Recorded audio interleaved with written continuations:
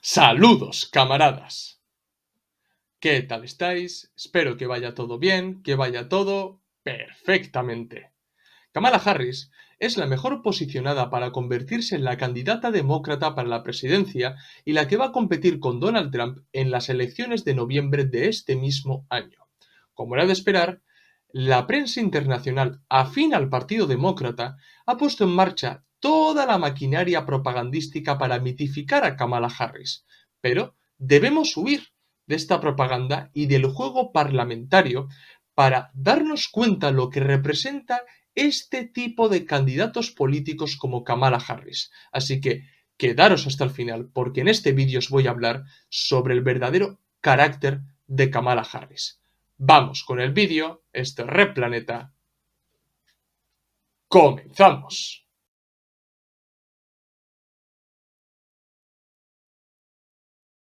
Nada más conocerse la renuncia de Biden a la carrera por la presidencia de los Estados Unidos, todos los ojos se pusieron sobre Kamala Harris, ya que es la sustitución más lógica.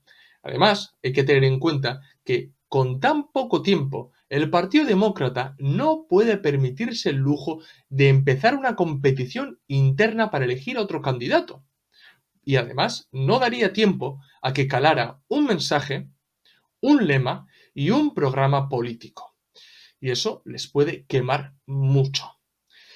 Kamala Harris no es una desconocida en los Estados Unidos, porque ha sido fiscal del Distrito de San Francisco, fiscal general de California, senadora por California y actualmente es la vicepresidenta de los Estados Unidos.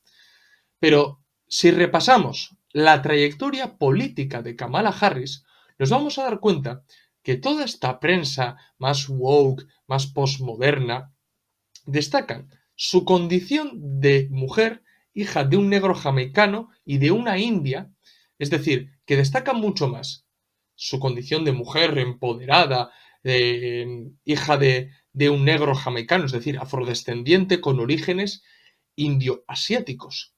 Destacan eso en vez de destacar todo el trabajo político y judicial que ha venido realizando Kamala Harris a lo largo de su vida. Esto es una enorme contradicción en la que entra la ideología woke, porque intentando ensalzar los atributos de Kamala Harris, acaban ocultando el verdadero trabajo que ha venido realizando esta mujer a lo largo de su vida. Porque sí, tendrá unos atributos Kamala Harris. Es hija de un jamaicano negro y de una india y además es mujer. Pero lo que realmente importa es el trabajo que ha venido realizando Kamala Harris a lo largo de su vida. Y al ensalzar esos atributos, se acaba ocultando el verdadero trabajo. Y eso es una contradicción enorme en la que entra toda la prensa woke o todos los activistas posmodernos y demás. No es ningún secreto que Kamala Harris, a lo largo de su vida, siempre se le ha relacionado con colectivos históricamente ignorados o, como decía Michel Cluscart, colectivos históricamente marginados, como es el caso de los colectivos de mujeres o colectivos feministas, el colectivo LGTBI o la comunidad negra. Y su trabajo tanto en el Poder Judicial como en el Legislativo, como en el Ejecutivo actualmente, siendo vicepresidenta de los Estados Unidos, ha estado marcado por apoyar a estos mismos colectivos que os he mencionado ahora mismo. Y está a favor de crear un Estados Unidos más integrador, más multicultural e igualitario. Una buena prueba del apoyo de Kamala Harris a estos colectivos es, por ejemplo, el apoyo a la política de acción afirmativa de los Estados Unidos, que tiene en consideración a los miembros de estos colectivos y se ponen facilidades para ser integrados tanto en las instituciones como los centros de trabajo o los centros de estudio. Bien, y hay que entender actualmente que una Kamala Harris no aparece de la nada y lo que representa a ella no surge del vacío. O sea, para entender cómo se puede poner a una Kamala Harris en el primer plano de la política de los Estados Unidos, hay que entender las contradicciones existentes hoy. Porque es que si no vamos a caer en el simplismo de lo progre antiprogre, de que es una mujer racializada, de que es una demócrata, que es una progresista, que es una izquierdista y demás. No, lo que hay que entender realmente son las contradicciones que hacen que se mueva el sistema actual. Bien, Entonces, la actual disputa parlamentarista, no solo de Estados Unidos, sino de la mayoría de los países occidentales, ya no se basa tanto en esa falsa dicotomía de izquierda-derecha, que también tiene sus límites, porque en mi opinión esa dicotomía izquierda-derecha ha quedado bastante caduca, pues hoy la disputa parlamentaria se basa más bien en una nueva contradicción que es lo progresista contra lo antiprogresista, lo woke, lo anti-woke, lo posmoderno, lo anti-posmoderno. Es decir, la implantación de esta nueva contradicción ha sido clave para que los cambios que se puedan llegar a dar dentro de este sistema capitalista sean cambios que no cambien o no sobrepasen el límite superestructural. Me explico. Poniendo en primer plano esta contradicción, posmo anti-posmo, woke anti-woke, progre anti-progre, los máximos cambios que se pueden dar son los cambios en la envoltura político, social y cultural. Pero no se da ningún cambio en la base económica, que es lo que realmente importa y, como decía Engels, es lo que se impone en última instancia. Entonces, hoy, a diferencia de hace un siglo, la base económica, el modo de producción capitalista, es indiscutible e inamovible. Los distintos partidos políticos que existen hoy, y los candidatos, lógicamente, trabajan para cambiar únicamente esa envoltura del capitalismo, pero no trabajan por superar el capitalismo. Porque hace un siglo había activistas, había políticos, había líderes de distintos partidos, líderes sindicalistas, que hablaban abiertamente de acabar con el capitalismo. Hoy no, hoy no. Hoy lo que se habla es de un capitalismo más humano, más integrador, más igualitario y demás. Pero no se habla realmente de superar el capitalismo, porque ese tema es tabú. Bien, entonces poniendo esta contradicción, lo posmo y lo antiposmo, lo woke y lo anti-woke en primer plano, los debates, las discusiones que se van a generar se van a dar en torno a esta contradicción, no en torno a la superación del modo de producción capitalista. O sea, el capitalismo hoy sigue su curso. Por mucho que la gente diga, no, el capitalismo está a punto de caer, el capitalismo está entrando en su última fase, el capitalismo sigue su curso. Bien, nosotros mientras tanto estamos discutiendo sobre cosas bastante superficiales, mientras que el capitalismo, ya digo, continúa. Y está entrando en una fase clave, que tiene mucho que ver con el grado del desarrollo al que ha llegado. O sea, la ofensiva neoliberal, que trae consigo la internacionalización plena del capitalismo, la eliminación de las barreras al comercio que pueden imponer los estados-nación, ¿bien? Es decir, que los estados-nación cada vez tengan menos peso en el comercio internacional, la monopolización, la precarización de la condición de aristocracia obrera de los trabajadores del centro imperialista, el proceso de proletarización, es decir, que la pequeña burguesía al no competir pase a las filas del proletariado, el alto grado del desarrollo de las fuerzas productivas que viene a dar un salto cualitativo en la producción, por ejemplo, con la introducción de la automatización, de la robotización y de la inteligencia artificial o incluso la militarización, son los rasgos que definen el desarrollo capitalista e imperialista actual. Si una persona quiere entender cómo funciona hoy el sistema capitalista, tiene que entender todo lo que he mencionado.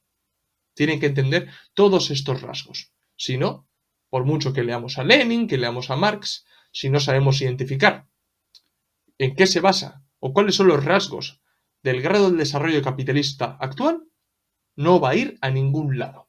No va a ir a ningún lado. ¿Bien? Y le van a tomar por dogmático o por una persona que está bastante fuera de la realidad existente hoy. Y en este momento es clave el cómo y el qué hacer. ¿Para qué? Para validar este mismo proceso que os he mencionado, porque este proceso va a generar agudización de la lucha de clase. Bien, ¿y qué es lo que ha hecho históricamente los distintos partidos, ya fueran de izquierdas o de derechas? Intentar armonizar las clases. ¿Cómo? Partiendo de una conciliación de clase, es decir, amortiguar esa lucha de clase. Pero la derecha y la izquierda históricamente no lo han hecho de la misma manera. O sea, la izquierda siempre se ha valido de la defensa del estado del bienestar y las políticas sociales. Y por otro lado, la derecha lo que ha hecho es conciliar las clases partiendo del sentimiento nacional. Bien, pero hoy a estas mismas estrategias de conciliación de clase hay que sumar la postura que adoptan estas nuevas fuerzas políticas respecto a qué tipo de envoltura política, social y cultural se le quiere dar al capitalismo y, cómo no, qué postura se tiene en la geopolítica. Bien, todo esto hay que entender para poder caracterizar a los distintos políticos de hoy.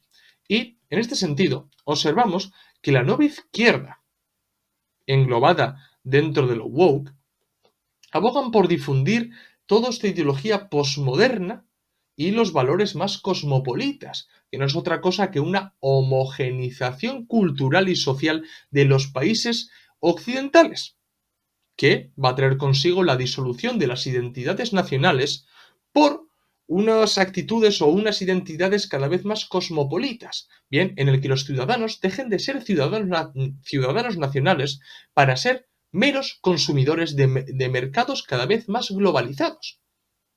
Esa es la función histórica que viene a desempeñar la nueva izquierda. Bien, y a su vez, estas posturas políticas tienen en la geopolítica una actitud bastante beligerante, bastante guerrerista. ¿Por qué? Porque si la intención es eliminar las barreras al comercio internacional, si la intención es eliminar la mano que puede meter los estados-nación el comercio internacional, lo que debe hacer esta misma izquierda es apoyar geopolíticamente que sus competidores geopolíticos, Rusia, China, Irán, etc., sean derrotados. ¿Para qué? Para dar con una homogenización cultural global, total, para que esas barreras al comercio se supriman completamente. Y repito, para eso necesitan derrotar a sus enemigos políticos, a sus rivales políticos. Y de ahí que muchos argumentos izquierdistas para favorecer la intervención de Occidente en estos países que acabo de mencionar, se utiliza que son países autoritarios, que se vulneran los derechos de las mujeres, que se vulneran los derechos de los colectivos LGTBI y demás y demás. Y eso, con esos argumentos, se intenta justificar la interferencia del imperialismo en estos terceros países o en estos competidores en el plano geopolítico. No es de extrañar, y esto la gente tiene que reflexionar acerca de esto, que en la periferia del imperialismo, África, Asia y demás, se vea todas estas cuestiones, es decir, la cuestión del LGTBI, la defensa de la mujer y demás, como cuestiones que sirven a modo de quinta columna o a modo de caballo de Troya para dominarlos. Esa es la percepción que se está generando en la periferia del imperialismo. Y muchos comunistas en Occidente no se están dando cuenta de eso. ¿Por qué? Porque se ha permitido que el único análisis posible respecto a la cuestión de los homosexuales, al colectivo LGTBI, a la cuestión de los negros, a la cuestión de la mujer, lo haga esa nueva izquierda.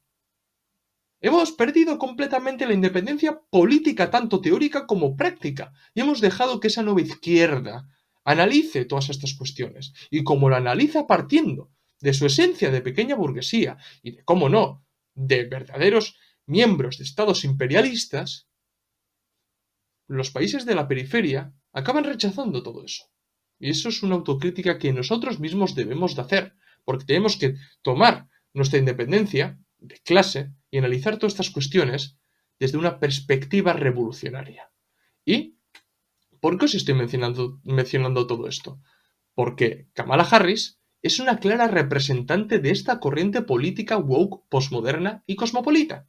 O sea, si nos paramos a pensar, ella recoge demasiados atributos para convertirse en la mejor representante de toda esta corriente, de todo este movimiento. O sea, lo vuelvo a repetir, es mujer, hija de un jamaicano negro y de una india. Y la misma prensa explota todos esos atributos que tiene Kamala Harris. porque parece además que como tiene esos atributos ya es automáticamente defensora de todos esos colectivos, cuando realmente a ella le importa más bien cero lo que ocurra con esos trabajadores que pueden enmarcarse en los distintos colectivos sociales que pueden existir en los Estados Unidos. Si en la actualidad una de las contradicciones políticas más importantes en Occidente es lo progre, antiprogre, lo posmo, antiposmo, lo woke, anti-woke, dentro del sistema democrático burgués y capitalista, lógicamente, Kamala Harris es una de las figuras políticas que mejor puede representar uno de los polos de esa contradicción.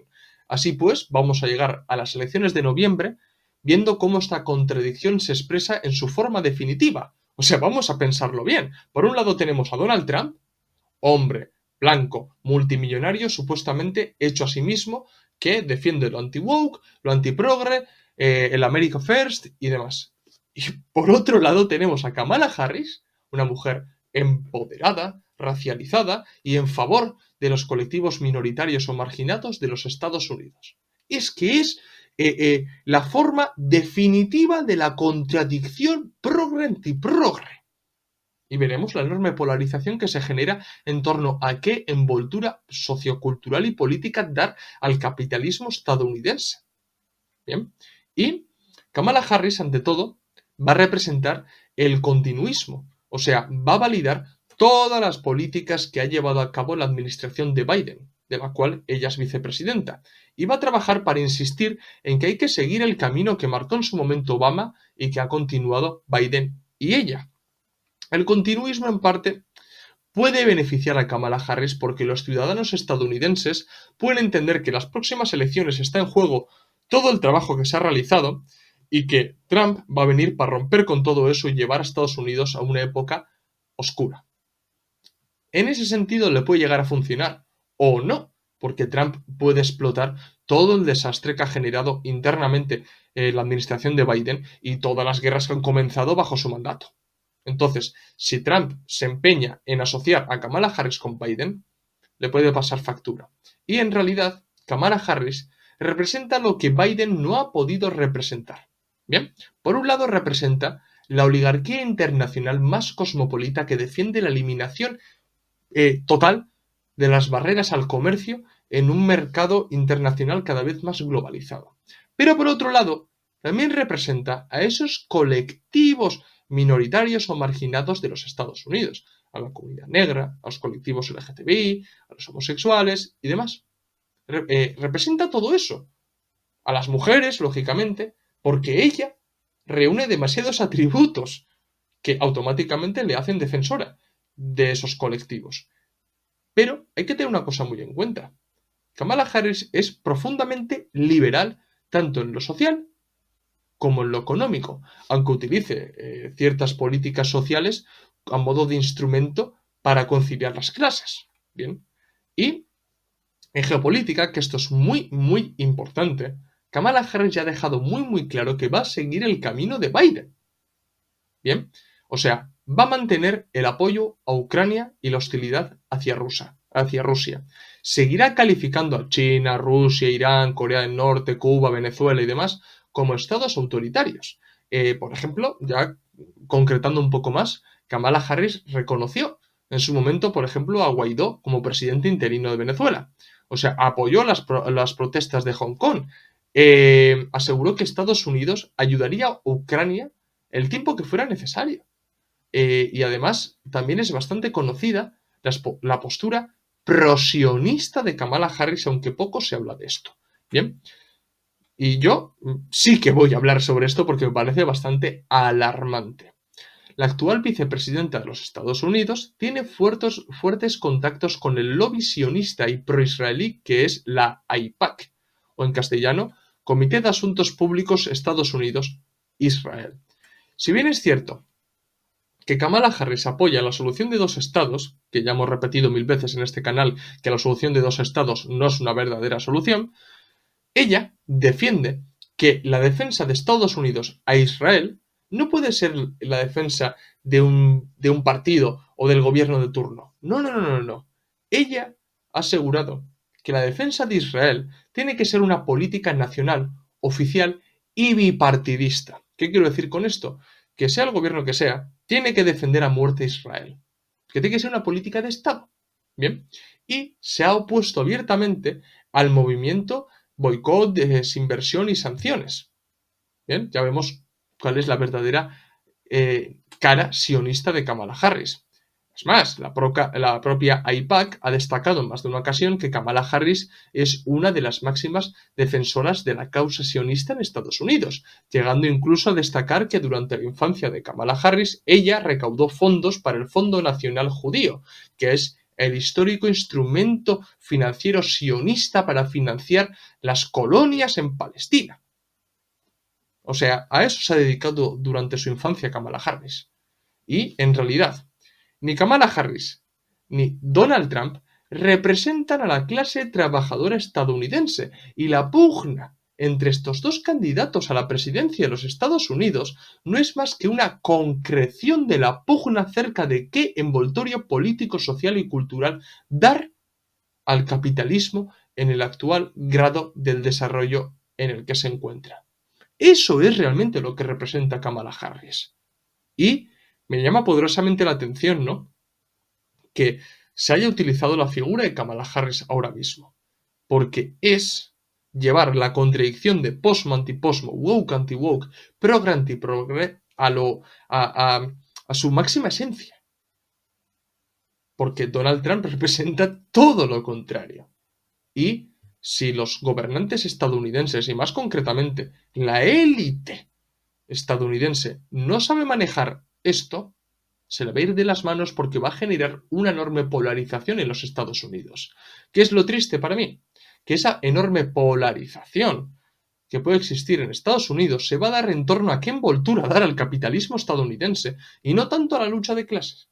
Porque aquí la cuestión de clase, la perspectiva de clase y demás, brilla por su ausencia. Y eso es lo triste respecto a la política oficial y parlamentarista, no solo de Estados Unidos, sino de todo el mundo. Y lo que ocurre en Estados Unidos se va a trasladar al resto de los países occidentales. Y vamos a ver cómo cada vez que vengan elecciones se van a poner a dos candidatos completamente extremos, pero que se mueven dentro de esta contradicción que os he mencionado, la contradicción progre-antiprogre. Y lo único que van a poder decidir realmente los ciudadanos es lo que he venido diciendo a lo largo de los últimos vídeos: qué envoltura social, cultural y política dar al capitalismo. Así que, bueno, camaradas, lo voy a dejar aquí. Espero que os haya quedado bastante claro quién es realmente Kamala Harris y qué es lo que representa. Y nada, si os ha gustado el vídeo, dejadme un like. Si sois nuevos, suscribíos al canal. Recordad que en la descripción del vídeo tenéis el enlace de PayPal para donarnos dinero, ayudarnos a crecer y que nos cunda seguir haciendo este tipo de vídeos. También tenéis en la descripción del vídeo los enlaces de los documentos y libros que tenemos a la venta en Unroad. Y nada, seguirnos en las redes sociales, Twitter, Facebook, Instagram y TikTok, donde subimos nuevo contenido a diario o casi a diario. Esto es todo, nos vemos en el próximo vídeo. ¡Salud, camaradas!